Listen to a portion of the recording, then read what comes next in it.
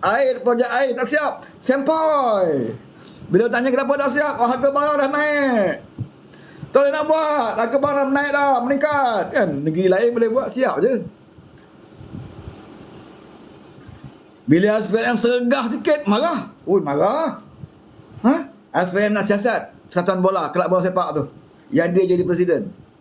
Sebab kabarnya berapa ramai pemain gaji tak bayar. Duit masuk banyak, tapi gaji tak bayar. Mana pergi duit? SPM bila dapat aduan, dia pergi siasat. Pergi siasat. Kan? Siasat. Bila SPM siasat, dia kata apa? Oh, pandai sangat nak urus bola, urus kembangan. SPM ambil alih lah bola.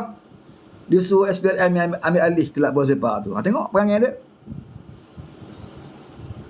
Orang nak siasat je. Dia suruh ambil alih kelab bola sepak tu. Ni perangai Menteri Besar sempoi lah ni. Ha? Sepatutnya bola sepak di Kedah adalah satu negeri yang sepatutnya lebih cemerlang. Sebab satu-satunya negeri yang ada pemain bola sepak 2 orang, 1 esko, 1 adun. Pemain bola sepak negeri Kedah, dan 2 bekas pemain kebangsaan menjadi wakil rakyat di Kedah. Sepatutnya kalau ikut logik, kebajikan pemain bola sepak yang paling canggih ataupun tim bola sepak yang paling hebat mesti datangnya daripada Kedah. Sebab dia ada adun, dia ada esko. Radi Makdin kat situ, Badur Bakhtiar dekat situ jadi wakil rakyat. Dan mereka bekas pemain bola sepak negeri, bekas pemain bola sepak kebangsaan. Tentulah mereka boleh jaga kebajikan kawan-kawan dia yang di dalam tim bola sepak. Tetapi ada 2 bekas pemain jadi adun, pemain bola sepak pun tak dapat gaji, saudara. Apa guna jadi wakil rakyat? Sebab itu nak lantik wakil rakyat yang kena popular. Lantik wakil rakyat yang boleh buat kerja. Ini lantik Badur Bakhtiar yang waktu kempen tu orang tanya dia, mana manifesto? Dia kata apa? Tunggu menang dulu. Nak bentang manifesto, tunggu menang dulu. Itu jawapan Badur Bakhtiar. Sekarang dia dah menang. Tanya dia balik, mana manifesto? Confirm tak ada. Masa kempen dia tunggu menang dulu. Dah menang dah sekarang ni. Tanya dia, mana manifesto? Tak ada. Sebab apa? Dia tidak ada perancangan dan tak ada idea apa. Yang dia tahu dapat gaji bulan-bulan cukup. Geng-geng dalam tim bola sepak tak dapat gaji, dia perlu dia apa? Aku bukan pemain bola lagi. Aku dah besar dah. Aku dah gantung boot pada pandang kau lah. Tengok. Kita ingatkan bila dia bekas pemain, jadi wakil rakyat, dia bolehlah bantukan kawan dia, masalahkan kawan dia yang tak dapat gaji ni. Tak ada, saudara. Lepas tengkuk masing-masing aja. Sebab apa? Sebab dia ada kepala yang tak betul. Sebab tu saya ulang, ikan busuk bermula dari kepala. Lantik MB macam tu, tak pelik lah kalau ada wakil rakyat yang macam tu. Tak pelik. Marah SPRM pergi siasat, suruh SPRM jadi ambil alih terus kelab bola sepak. Tapi bila SPM siasat pejabat Menteri Besar itu hari, tak nak pula dia kata macam tu. Sepatutnya bila SPM siasat pejabat Menteri Besar, cakaplah, oh pandai sangat nak jadi Menteri Besar. Saya letak jawatan SPM jadi Menteri Besar. Tak nak pula dia buat macam tu. Dia masih Menteri Besar.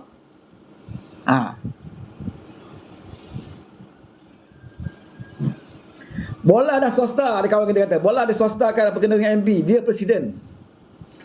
Dan setiap mana-mana negeri pun memang banyak swasta, banyak kelab bola sepak, tidak ada masalah. Kalau bukan buah kerajaan negeri pun, yang kamu bising sangat, yang kamu takut sangat SPM siasat tu siapa? Kan? Kalau bukan negeri, biarlah dia siasat. Kalau ada berlaku penyelewengan, ambil tindakan. Tak berlaku, okey. Dah kamu kata bukan buah negeri.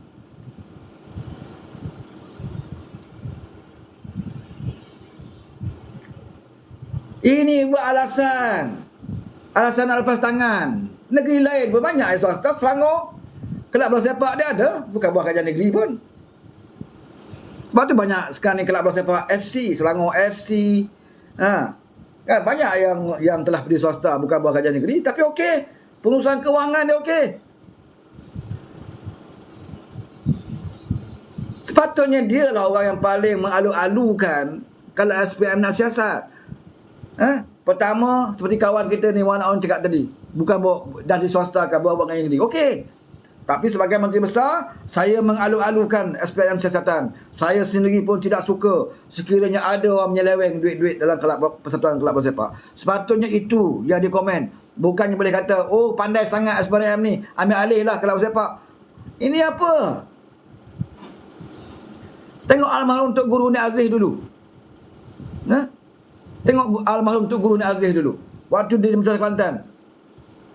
Dia kata apa pada SPRM? Dia kata Ambo Menteri Besar Kelantan, kalau SPM nak siasat pejabat Ambo buka 25 jam.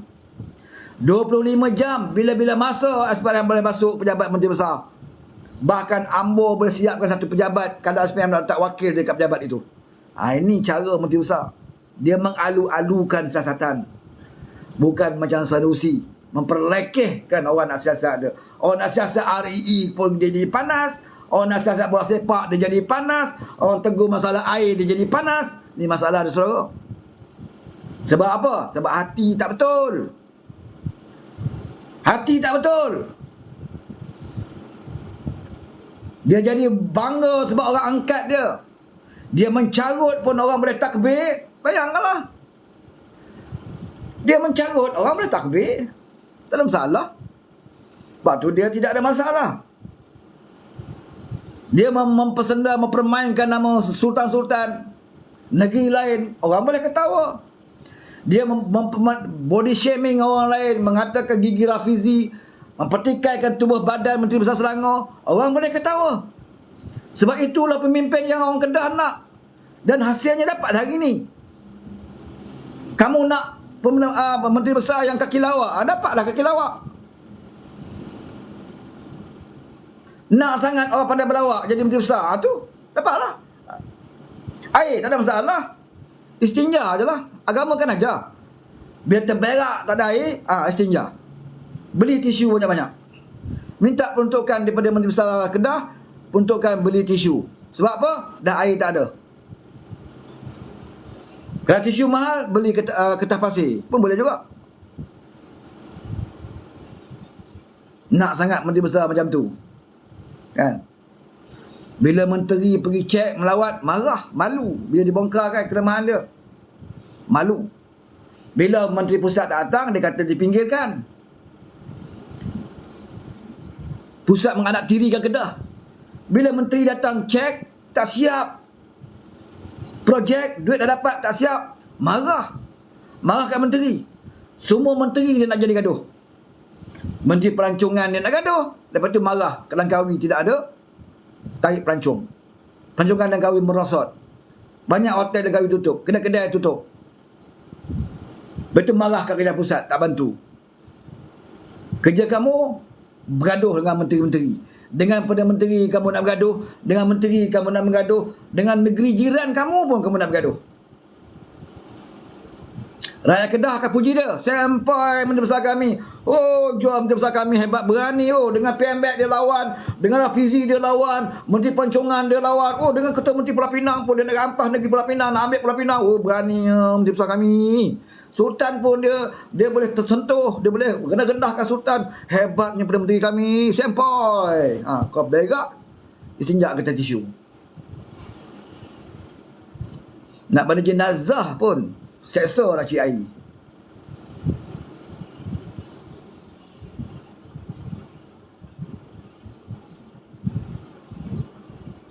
Tapi Perdana Menteri kita tak kisah, cakaplah apa pun. Macam program dia dengan Thailand. Perdana Menteri Thailand dekat Sepadan Kedah. Walaupun Menteri Besar tak dijemput pun oleh Thailand, tapi Anwar panggil dia datang. Jemputlah dia, kesian tengok dia. Panggillah Menteri Besar, ajak makan. Nama dia tak ada alasan lain untuk makan tengah hari. Anwar kata bagilah kerusi, bagi dia makan. Makan bertambah pula tu. Aduh, pantang dapat makan. Dia ingat makan protokol macam tu. Makan perwujudan resmi. Dia ingat makan macam makan kenduri.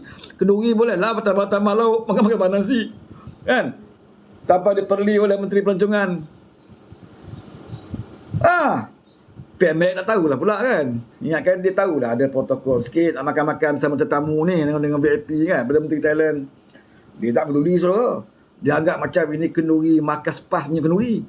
Kan? Majlis kesyukuran PAS ke, dia belasah Sanusi Sarawak.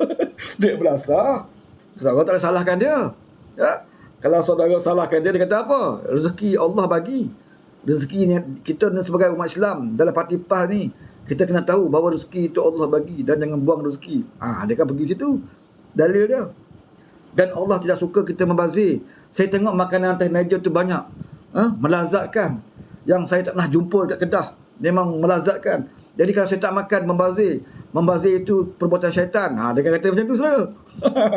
Dengan puak ni, dia ada dalil, saudara. Janji dia boleh sip perut dia. Dia hebat. Saudara masih ingat tak masa Lima Langkawi?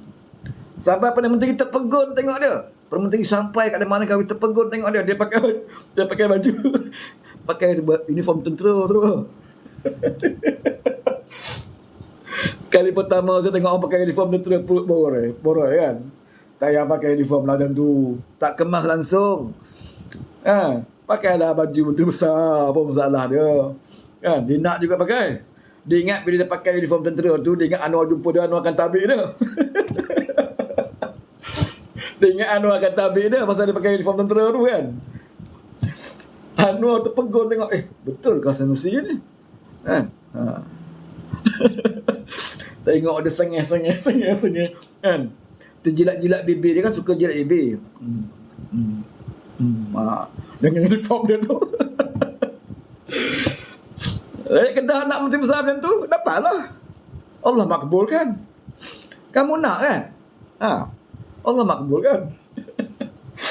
Dapatlah menteri besar yang suka menjilat-jilat bibir. Sambil dia karaoke pukul 3 pagi tu, dah tentu lagi panjang lidah dia menjilat kan. Waktu dia bercakap pun dia jilat bibir, saudara. Tuan-tuan, kepada tuan-tuan, kalau dia karaoke dengan muslimat tu, dengan malak untik, lagi panjang lidah dia. Kan? Senangnya dalam hati. Dia kata. Aduh. Takau betul. Itu yang Sanusi nak, saudara. Dia suka kalau walak-walak dia mengatakan dia sempoi. Dia tak ada masalah. Dia mencarut orang boleh takbir. Cakap apa pun orang boleh takbir. Di Kedah dia mencarut, dia datang ke Raya di Pelangai, dia mencarut lagi. Kan? Bahkan dia pernah merendah-rendahkan adik dia, saudara-saudara dengan dia. Dia kutuk adik dia dalam ceramah depan-depan. Orang boleh ketawa dan dia ketawa. Dia seronok apabila dia memburukkan adik dia sendiri. Adik saya ni Abim, saya tahulah dia ni Abim, kuat tegak Anwar tu. Hai, kenapalah dia lahir tu macam dia petikaikan kelahiran adik dia. Petikaikan darah daging adik dia. Saya tak langsung sebenarnya, kalau kita ada akal, engkau mempertikaikan apa yang Allah berikan kepada kamu. Adik itu adalah amanah Allah. Adalah rezeki zuriat yang Allah berikan kepada ibu kamu. Tempat yang lahir daripada tempat yang sama. Bagaimana kamu lahir, begitulah adik kamu lahir, tempat yang sama. Benih yang sama daripada ayah kamu. Darah yang sama. Tapi kerana berbeza politik, berbeza politik, sanggup dia menghina adik dia sendiri, saudara. Firis Omar ni, kalau waktu saya buka akaun tu, naik atas lah Firis Omar. Jangan tunjuk bodoh kat sini lah.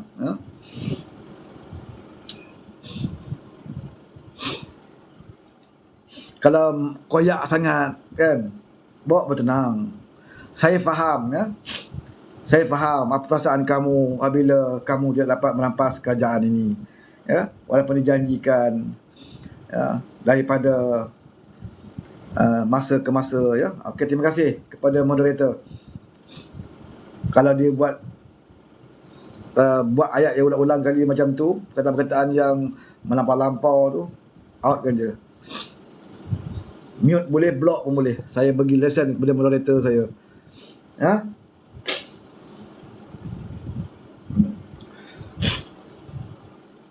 Kalau adik dia sendiri, saudara, dia sanggup burukkan, cemarkan adik dia, menghina menjadikan bahan lawak adik dia di depan ceramah orang, dan orang ketawa adik dia dan dia boleh ketawa. Tak pelik lah kalau dia boleh hina Anwar Ibrahim. Tak pelik lah kalau dia boleh hina Rafizi, adik kandung dia sendiri, yang Allah amanahkan dia. Sepatutnya dia sebagai abang melihara adik dia, melindungi adik dia. Tapi kerana perbezaan politik, walaupun adik dia tu lebih hebat ilmu agama daripada dia, adik dia mengajar ustaz, mengajar saudara. Sanusi mengajar apa? Karaoke je. Adik dia mengajar kitab. Itu pun dia hina saudara. Sebab apa? Dia marah adik dia sokong Anwar, sehingga sanggup dia menghinakan kelahiran adik dia melalui zuriat yang dilahirkan oleh mak dia sendiri. Bangsat saudara. Lepas tu saya kata bangsat. Sebab apa dia jadi bangsat? Sebab dia ada presiden bangsat. Sebab tu saya selalu ulang bahawa ikan busuk bermula di kepala. Kepala busuk, habis semua busuk.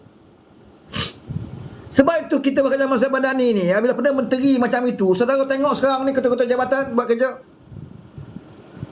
Bila kita ada Perdana Menteri Cik Anwar Ibrahim, tengok ketua polis negara buat kerja sekarang macam mana. Turun ke akar umbi, pergi ke balai-balai, walaupun mengejut di balai.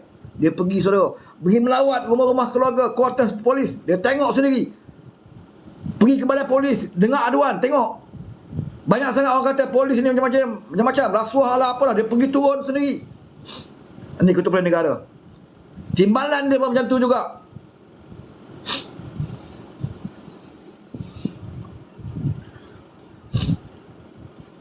Lembaga Hasilan Negeri kutip cukai, selama ni banyak tak kutip. Siapa? Sebab masing-masing takut nak pergi kutip yang Tan Sri, Datuk-Datuk, Tun ni. Sebab dia orang ni orang kaya-kaya. Dia ada tycoon-tycoon yang melindungi mereka. LHDN takut nak ambil, nak buru cukai dia orang. Tak berani nak usik sebab dia orang ni ada orang besar berkepentingan dengan orang politik, orang atas. Tak berani. Bila PMB bagi green light kepada LHDN, buru mereka-mereka yang tak pernah bayar cukai, tak kira dia Tun, Tan Sri dan sebagainya, ambil. Sebab itu pendapatan negara meningkat di bawah LHDN di semenjak Kerajaan Madani. Sebab LHDN ini memburu semua orang yang sepatutnya bayar cukai. Kerana selama ini rakyat di bawah saja yang kena bayar. Orang kampung macam kita ni kadang-kadang kena bayar cukai tanah, kena bayar cukai ini sebagai. Orang tokoh-tokoh besar Tun dan Tan Sri ni tak nak bayar. Sedangkan mereka punya pendapatan dalam negara, luar negara, harta ismit dalam negara, harta ismit di luar negara, tak nak bayar cukai. Sebab itu bila minta isytihar harta, semuanya keberatan, semuanya tak nak isytihar sebab takut kantoi. Sebab itulah Daim tak nak isytihar, bini dia tak nak isytihar, anak Mahathir pun lihat nak isytihar. Sebab kalau diisytiharkan akan terkantoilah selama ini puluh tahun mereka punya kekayaan tak dibayar cukai. Di bawah Anwar Ibrahim lah baru ada keberanian kita mendaur Tun, Tan semua ini. Kalau tidak dulu mereka terselamat. Sebab itulah Tun, Tan sekarang yang kaya-kaya tu sekarang ni dah sakit. Tak pernah mereka sakit, tiba-tiba masuk sakit saudara. Masuk hospital berulang kali. Sebab apa? Sebab SPM dah ambil mereka. Mereka akan didakwa di mahkamah. Tiba-tiba penyakit datang. Tiba-tiba baru kenal wheelchair. Selama ini mereka tak nak duduk atas wheelchair. Tiba-tiba duduk atas wheelchair sekarang ini saudara. Selama ini mereka duduk selesa. Waktu rakyat susah tak makan, angkat bendera putih. Mana pergi Tun ini? Mana pergi anak Mahathir? Mana pergi anak keluarga-keluarga Daim? Mereka duduk dengan keluarga masing-masing. Kita angkat bendera putih nak makan. Kita angkat bendera putih anak nak menyusu. Mereka tak ambil tahu pun. Hari ini bila mereka diseret ke mahkamah, dihasut rakyat bangkit lawan Anwar. Maka bangsatlah bagaimana rakyat yang terpedaya dengan puak-puak ini. Berlakon datang mahkamah, naik wheelchair B40. Kalau kau nak tunjuk dia susah, pakai capal, buka spek mata. Tak pernah selama ini dia buka spek mata. Buka saudara, supaya rakyat tahu mata dia sebelah, supaya orang simpati. Oh zalimnya Anwar, pergi tangkap orang tua tu. Dah lah orang tua tu susah, tengok wheelchair dia. Oh dah lah mata dia setengah sebelah. Itu pun Anwar nak pergi dakwa. Ini lakonan mantap Naik wheelchair orang miskin. Walhal dia tun. Kekayaan melimpah ruah. Semua orang tahu. Datang mahkamah naik kereta biasa je. Tak tunjuk. Biar orang tak tahu. Konon-kononnya dia orang tak tahu dia kaya. Naik wheelchair ni. Kan, saya tengok berkesian saudara. Kalau saya tahulah itu wheelchair yang dia naik, saya sanggup pergi mahkamah tukarlah wheelchair lain. Dia dah tua lah. Apa guna dia ada kekayaan kalau waktu nak perlukan keselesaan kita tak boleh bagi dia. Sepatutnya isteri dia fikirlah. Pedulikan, jangan berlakon lah. Dia kaya, duit banyak. Apa gunanya duit banyak kalau dia tidak boleh duduk atas kerusi yang baik? Kenapa? Nak berlakon, nak tunjuk susah. Sanggup naik wheelchair B40, masuk mahkamah tergentak telur tu. Nak sampai ke mahkamah. Tak kesian ke dia? Dah lah punggung tak ada. Merengkok atas kursi tu melengkung nak. Dengan keadaan wheelchair macam itu. Tolak kongkang. Sakit telur saudara tergentak.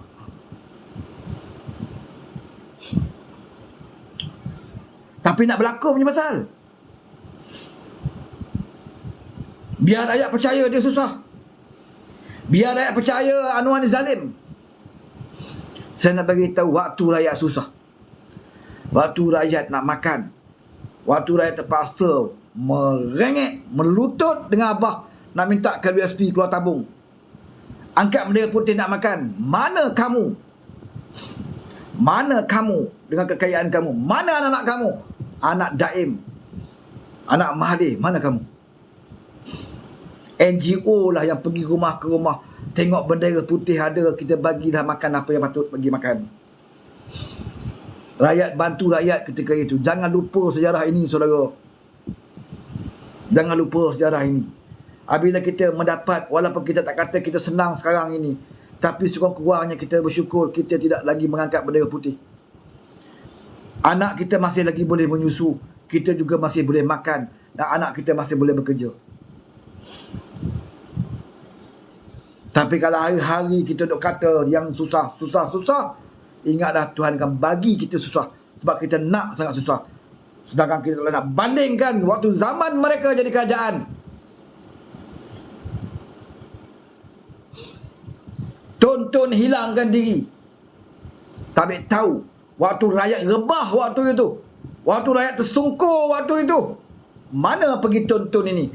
Tetapi waktu mereka nak rebah sekarang ni, waktu mereka nak rebah, waktu mereka nak tersungkur, dia buat sidang media, dia minta rakyat bangkit. Ayo rakyat, orang Melayu bangkit lawan Anwar Ibrahim.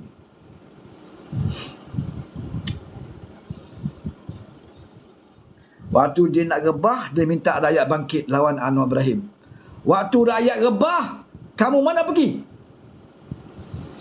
Mana kamu pergi? Kamu duduk pelolong negara, berseronok dengan anak bini cucu kamu, main dengan kucing, main dengan anjing kat rumah. Sekarang baru kamu tahu rupa-rupanya kekayaan tidak boleh membahagiakan orang. Apa artinya duit banyak? Apa artinya ada gedung yang banyak? Apa artinya ada bank yang banyak di mata-mata dunia? Tapi akhirnya kamu naik mahkamah, naik wheelchair yang tergentak telur kamu. Ini Allah beri pembalasan di dunia lagi.